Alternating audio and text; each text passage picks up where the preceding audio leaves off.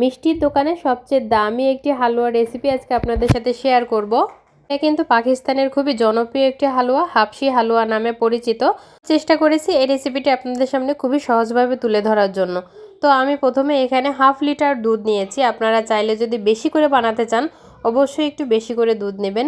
তো 1/2 লিটার দুধ আমি কড়াইতে দিয়ে একটু জাল করে নিয়েছি। যখন এভাবে বলক উঠে এসেছে ঠিক সেই সময় আমি এখানে ভিনেগার দিয়ে দিলাম, মানে আমি দুধটাকে একটু কেটে নিব। তো ভিনেগার দেওয়ার পরে আলতোভাবে এভাবে একটু নাড়াচাড়া করলেই দেখবেন দুধ আর ছানাটা কিন্তু আলাদা হয়ে যাবে।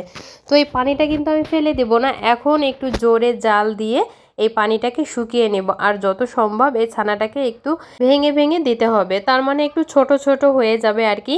তো আমি এটাকে প্রায় 15 মিনিটের মতো জাল করে নিয়েছি, অনেকটাই শুকিয়ে গেছে।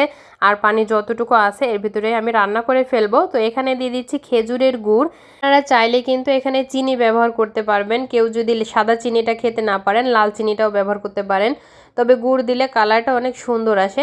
তো গুড় দেওয়ার পরে নাড়াচাড়া করে দিয়েছি। আর এখানে 1 চামচ কর্নফ্লাওয়ার অল্প একটু পানির সাথে গুলিয়ে সেই কর্নফ্লাওয়ারের মিশ্রণটা দিয়ে দিলাম এখানে, দিয়ে এখন ভালো করে নাড়াচাড়া করতে হবে। আর 5 মিনিট জাল দেওয়ার পরে একটু ঘন হয়ে আসছে, তখন আমি এখানে ঘি দিয়ে দিলাম, প্রায় 1 চামচের মতো ঘি দিয়ে ভালো করে নাড়িয়ে চাড়িয়ে যখন এই ঘনত্বটা একবারে আঠা আঠা হয়ে যাবে আর কি, তখন এটাকে উঠিয়ে ফেলতে হবে। মানে কড়াই থেকে উঠে উঠে আসবে, ঠিক সেই মুহূর্তে বুঝতে হবে যে এই হালুয়াটা হয়ে গেছে।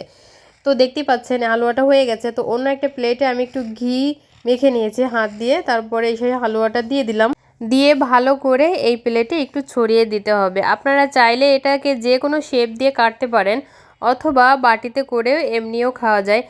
তো বাটিতে এটা সেট হওয়ার পরে আমি এটাকে ঠান্ডা হওয়ার জন্য ফ্রিজে রেখে দিব। আর উপর থেকে কিছু বাদাম দিয়ে দিলাম, এটা পছন্দ অনুযায়ী যে কোনো কিছুই উপর থেকে দিতে পারবেন, কিশমিশ বাদাম। তো সব কিছু দেওয়া হয়ে গেলে এখন আমি হাত দিয়ে ভালো করে বাদাম কিশমিশগুলো একটু ভালো করে ডাবিয়ে দিয়েছি, তারপরেই তো কেটে নিয়েছি। আর এটা দেখতে কত সুন্দর লাগছে দেখুন, আর এটা খেতেও মাশাল্লাহ অনেক মজা ছিল।